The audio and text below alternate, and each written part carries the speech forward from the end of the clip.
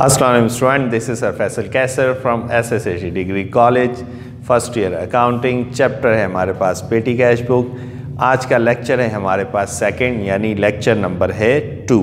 So last lecture में हम लोगों ने पेटी कैश बुक का इंट्रो पढ़ा था, जिसमें मैंने आपको पेटी कैश बुक क्यों हम लोग पढ़ते हैं और हमारे पास अकाउंटिंग में उसका क्यों यूजेस हैं और क्या यूजेस हैं वो मैंने आपसे डिस्कस किया था। आज हम इसी टॉपिक को प्रैक्टिकली तौर पर देखेंगे कि पेटी कैश बुक को हम लोग कैसे सॉल्व करते हैं। सो मैं एक दफ़ा फिर थोड़ा सा आपको रिपीट कर दूं कि पेटी कैश बुक में हम लोग उन चीज़ों को, उन स्मॉल एक्सपेंसेस को रिकॉर्ड करते हैं जो हमारे पास, जिसे कहते हैं इंटरटेनिंग के हो गए, स्टेशनरी के खर्चे हो गए। सो इस टाइप के जो खर्चे होते हैं, कन्वेंस के खर्चे हो गए, तो हम इस टाइप के खर्चे जो हैं वो बड़े बड़े हमारे पास अकाउंट्स में या लेजर्स में जिसे कहते हैं वो रिकॉर्ड नहीं करते हैं। ठीक है। सो इससे फ़ायदा क्या होता है कि ज़्यादा जिसे कहते हैं कॉम्प्लेक्सिटी नहीं होता। ठीक है ना, कि छोटे खर्चे जो 10, 20, 50, 100, 150 का खर्चा होता है, तो उसके लिए क्या करते हैं, पेटी कैश बुक का जिसे कहते हैं हम लोग सपोर्ट लेते हैं, ताकि हमारे जो काम है, हमारी कैलकुलेशन जो है वो क्या हो जाए, थोड़ी आसान हो जाए। ठीक है। सो हम अपने क्वेश्चन की तरफ चलते हैं। मेरे साथ आप लोग क्वेश्चन देख सकते हैं, आपकी बुक मौजूद होगी आप लोग के पास। हमारे पास क्वेश्चन नंबर जो है वो 45 है, पेज नंबर जो है वो 265 पे, और हमारे पास जो टॉपिक है वो है पेटी कैश बुक, यानी चैप्टर जो है हमारे पास पेटी कैश बुक का हमारे पास चैप्टर है। ठीक है। आप लोग पेज नंबर 268 और क्वेश्चन नंबर 45 आपके पास मौजूद होगा। ठीक है। सो हम क्या करेंगे, सबसे पहले क्वेश्चन देख लेते हैं। क्वेश्चन क्या है कि mister Umar maintain petty cash book under the imprest system for recording the petty payments. ठीक है। अच्छा, इसमें क्या करें कि मिस्टर उमर जो है वो मेंटेन कर रहे हैं अपने पेटी कैश बुक। ठीक है। अच्छा, अब उन्होंने करा क्या कि मार्च 1 में अमाउंट रिसीव करिए from cashier to establish a petty cash fund, 5,000 रुपये। यानी उन्होंने, देखें, हर कंपनी के या हर ऑर्गेनाइजेशन ने कुछ ना कुछ अपने जिसे कहते हैं कुछ सोचा हुआ होता है कि हमारे इस मंथ कितने खर्चे होंगे। किसी के 5,000 रुपये होते हैं, किसी के 3,000 होते हैं, किसी के 10,000 होते हैं। तो उन्होंने क्या करा होता है, हर महीने कोई चाय का खर्चा हो गया है, कोई कन्वेंस का खर्चा हो गया। ठीक है। तो अपने पास वो पहले ही कैशियर से क्या कर लेते हैं, रिसीव कर लेते हैं, या आप अगर खुद बना रहे हो तो आप कैशियर को दे देते हो। तो कि भाई इसका जो है हिसाब किताब, अब जाहिर सी बात है कंपनी है, ऑर्गेनाइजेशन है, हम ऐसा तो नहीं करेंगे कि चाय के खर्चे भी उसी के अंदर, स्टेशनरी के खर्चे भी उसी के अंदर हम रखेंगे। तो इसलिए क्या होता है, इसको अलग से जिसे कहते हैं वो कैलकुलेशन कर ली जाती है। तो अब क्या कह रहे हैं कि हमारे पास उन्होंने मार्च 1 में अमाउंट रिसीव करी है कितने की, 5,000 रुपये की। ठीक है। सो मैंने यहाँ पर लिख दिया कि 5,000 रुपये जिसे कहते हैं हमारे पास आ गए हैं। अच्छा, यहाँ पर एक और चीज़ भी लिख सकते हैं, डेबिट भी लिख सकते हैं, रिसीव डेबिट। ठीक है, कि हमारे पास आ गए हैं। किस डेट की बात है ये, मार्च 1। सो हमने यहाँ पे लिख दिया कि मार्च 1 को हमें क्या मिल गए हैं, 5,000 रुपये मिल गए। ठीक है। अच्छा जी, हमने इसका नाम क्या रखा, हमने इसका नाम रखा कि ये जो है वो क्या है, पेटी कैश फंड हमारे पास, ये क्या है, इसका नाम है। ठीक है। सो ये हम लोगों ने यहाँ पे इस तरह जिसे कहते हैं स्टार्टिंग में इसको रिकॉर्ड कर लिया। ठीक है।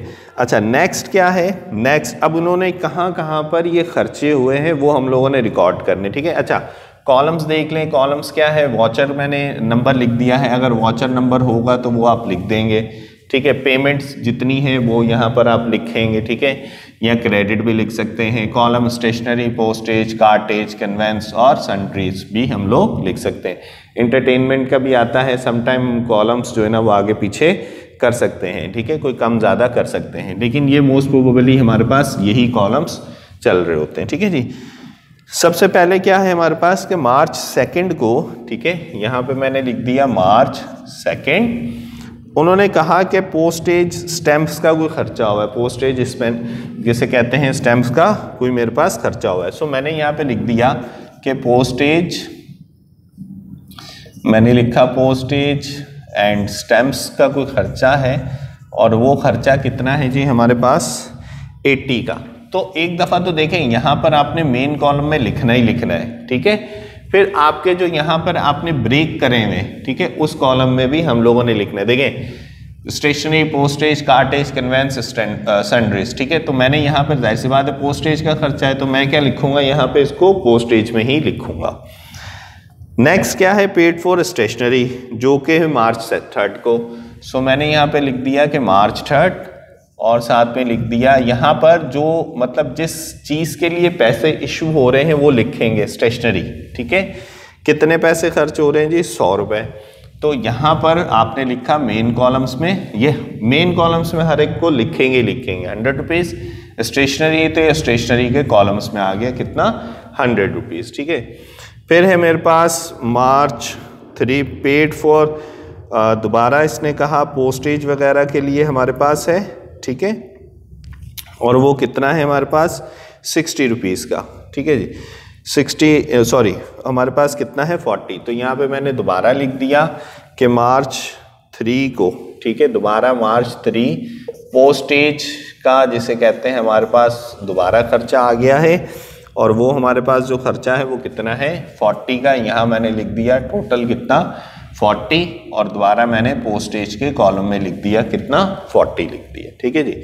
सो मार्च 3 के बाद हम लोगों ने जिसे कहते हैं, चलते हैं मार्च 8 पे, पेड फॉर पेपर्स। ठीक है, यहाँ पे मैंने लिख दिया 8 और यहाँ पे मैंने लिख दिया कि भाई किस काम के लिए, पेपर्स के लिए। अच्छा जी, कितने पैसे हैं जी, 10 रुपये। ये मैंने 10 रुपये लिख। अब देखें जाहिर सी बात है पेपर का ताल्लुक कहाँ से, हम कहाँ से लेते हैं पेपर्स वगैरह, हम लेते हैं स्टेशनरी की दुकान से। सो मैंने यहाँ पर मेन में भी लिखा और स्टेशनरी के कॉलम्स में भी मैंने इस तरह लिख दिया। ओके जी, मार्च 8 के बाद है पेड फॉर कार्टेज। अच्छा, कार्टेज से क्या मतलब होता है, जो भी आपके सामान की तरसीलात करते हैं, एक जगह से दूसरी जगह लेके जाते हैं, वो छोटी मोटी गदा गाड़ी वगैरह भी यूज़ कर सकते हैं। So that is called cartage. ठीक है, सो हमारे पास मार्च 12 मैंने यहाँ पे लिख दिया और साथ में लिख दिया पेड फॉर कार्टेज। यहाँ मैंने लिख दिया पेड फॉर कार्टेज या सिंपल कार्टेज भी लिख सकते हैं हम लोग। ठीक है जी, कितने का है हमारे पास, 12 का, सॉरी 12 रुपये, सॉरी 60 रुपये का, 12 तारीख थी और 60 रुपये का। सो हम लोगों ने जिसे कहते हैं कार्टेज के कॉलम में इसे इस तरह लिख दिया। ओके जी, नेक्स्ट हमारे पास क्या है, पेड फॉर ऑफिस प्यून वगैरह को उन्होंने कुछ दिए हैं। ठीक है, कितने दिए हैं, 20 रुपये। ठीक है, किस डेट की बात है भाई, ये हमारे पास है 18 मार्च। सो मैंने यहाँ पे लिख दिया 18 मार्च। पेड फॉर हमारे पास क्या था, ट्रिप टू ऑफिस। ठीक है, या ट्रिप टू ऑफिस है हमारे पास, ट्रिप टू ऑफिस वगैरह के लिए हमारे पास।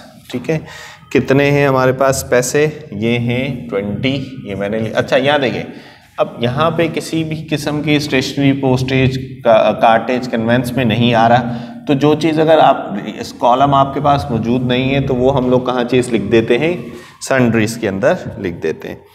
नेक्स्ट क्या है, paid for ink and nibs. ठीक है, ये है 23 तारीख की बात।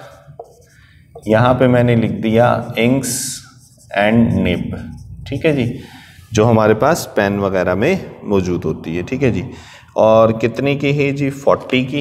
ये मैंने लिख दिया यहाँ पे 40, और ये कहाँ से ताल्लुक़ होता है हमारे पास, स्टेशनरी से लिंक होता है। ठीक है जी, फिर है हमारे पास paid for tiffin to office peon. Office peon के कोई टिफ़िन का कोई जिसे कहते हैं, यहाँ मैंने लिख दिया टिफ़िन। ओके जी, और हमारे पास जिसे कहते हैं टिफ़िन टू ऑफिस प्यून। ठीक है, सो ये हम लोगों ने इस तरह लिख दिया। अच्छा, कितना खर्चा है जी, ये खर्चा था 60 रुपये का।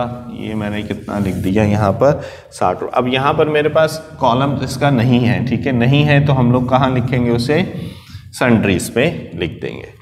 चले जी, 25 के बाद हम आ गए 26 पे, ट्रेन फेयर। ठीक है, किस डेट को है जी, 26 तारीख को, और हम लोगों ने यहाँ पे लिख दिया ट्रेन फेयर।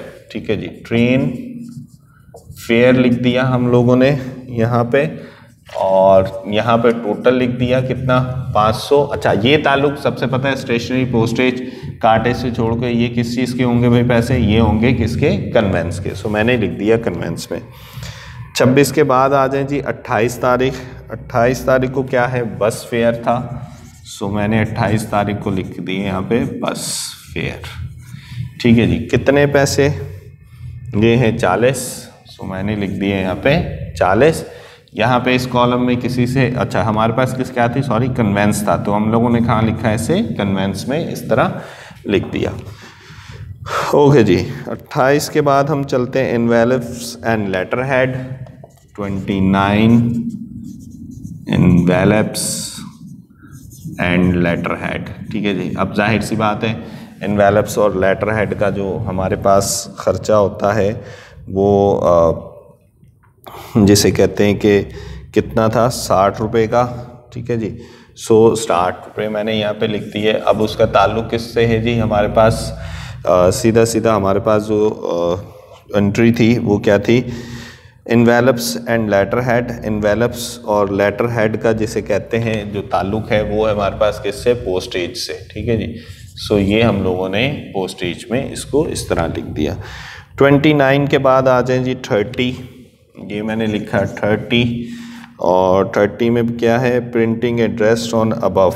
ठीक है, कोई प्रिंटिंग का काम है और वो कितना काम है हमारे पास, 40 का, ये मैंने लिख दिया यहाँ पे प्रिंटिंग का काम है, कितना है जी 40, ये मैंने 40 इस तरह लिख दिया। अच्छा, अब जाहिर सी बात है स्टेशनरी से नहीं, ये हमारे किस पे, पोस्टेज और स्टैम्प्स में लिखते हैं। ठीक है जी, प्रिंटिंग आ गया। फिर है मेरे पास टैक्सी फेयर। ठीक है, मैनेजर को कोई टैक्सी के फेयर इन्होंने दिया है, कब दिया जी, मार्च 31 टैक्सी फेयर है। अच्छा, वो जाहिर सी बात है मैनेजर को दिया है, तो कितने का, तो हो गया हमारे पास 100 रुपीज़ का। ठीक है जी, सो हम लोगों ने यहाँ पे इसको इस तरह लाइंस लगा लेंगे। ठीक है जी, अब हम करते हैं इसको कैलकुलेट, और कैलकुलेट में हमारे पास सबसे पहले जो है 80, फिर है मेरे पास 100, फिर 40 और 10 कितना हो जाएगा 50, 50 के बाद आ जाएंगे 60 और 20 40 एंड 120 यहाँ तक। सो 120 प्लस फिर दोबारा 560, सो यहाँ तक 560 हो गया था, और 60 और 40 100 और फिर 40, तो 140 यहाँ पे भी हम लोगों ने कर लिया 140। सो टोटल जो मेरे पास खर्चा आ गया वो खर्चा आ रहा है 1050 का। ठीक है जी, जो टोटल मेरे पास खर्चा आया वो कितना आ रहा है 1050।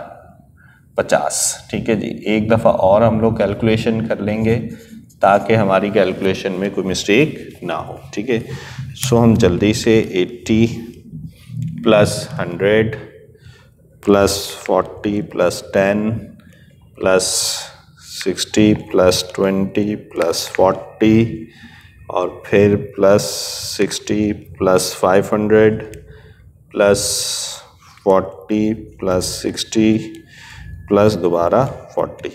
ठीक है जी, 1050 हमारे पास ये खर्चा आ गया। ठीक है, सो इसी तरीके से, अच्छा फिर हर एक का जो अलग अलग है इसको करेंगे तो कितना आ जाएगा 150। इनको कर लेते हैं हम लोग हर कॉलम का, 80 प्लस 40 प्लस 60 प्लस 40 कितना आ जाएगा 220। इसका तो डायरेक्ट 60, इसका आ जाएगा 80। ठीक है जी, सो इस तरफ कर लेते हैं 100 और 500 600 और 40 कितना हो जाएगा मेरे पास 640 यूँ हो जाएगा। ठीक है, सो हमने थोड़ी सी लाइंस को बड़ा कर दिया है ताकि हमारे लिए काम करना थोड़ा आसान हो जाए। सो हमने क्या करा, यहाँ पर देखें, अब ये क्या है मेरे पास टोटल एक्सपेंस है। ठीक है, ये क्या है मेरे पास टोटल एक्सपेंस है। कंपनी ने कितने दिए थे 5000। ठीक है, सो अब 5000 में से 1050 का खर्चा हो गया तो बाकी कितने बच गए मेरे पास 3950। ठीक है, ये क्या कहलाएगा हमारे पास बैलेंस, वही CD। ठीक है, यहाँ पे मैंने एक और लाइन लगा दी। ठीक है, हम लोगों ने कहा कि भाई जो अब तक हमारे पास अपडेट है कि इस 5,000 रुपये में मार्च 31 तक, ठीक है, जो हमारे पास आया है वो कितना आया था, बैलेंस सीडी कितना था 3950, जो ट्रांसफ़र होकर क्या कहलाएगा, बैलेंस बीडी। कितना था जी हमारे पास 39, और सॉरी हमारे पास कितना, यहाँ पर देखें कि हमारे पास बैलेंस सीडी तो इतना था, तो हमारे पास जिसे कहते हैं बच कितना गया था, हमारे पास बचा कितना था बैलेंस सीडी, कि हमारे पास बच कितना गया था 3950, जो हमारे पास ट्रांसफ़र होकर यहाँ पर आ जाएगा कितना जी 3950 हमारे पास बैलेंस यहाँ पर बच गया था। अच्छा, नीचे आप लिखना चाहें तो एक लिख सकते हैं पेटी कैश फंड हमारे पास जिसे कहते हैं वो हुआ कितना था, वो हुआ था 1050 हमारे पास, ठीक है, ये हमारे पास मार्च 31 तक की डेट में था, ठीक है। सो स्टूडेंट, हमारे पास ये एक छोटा सा लेक्चर था। होप सो कि आपको ये लेक्चर जो है वो समझ आया होगा, ठीक है। सो नेक्स्ट लेक्चर के लिए अल्लाह हाफ़िज़।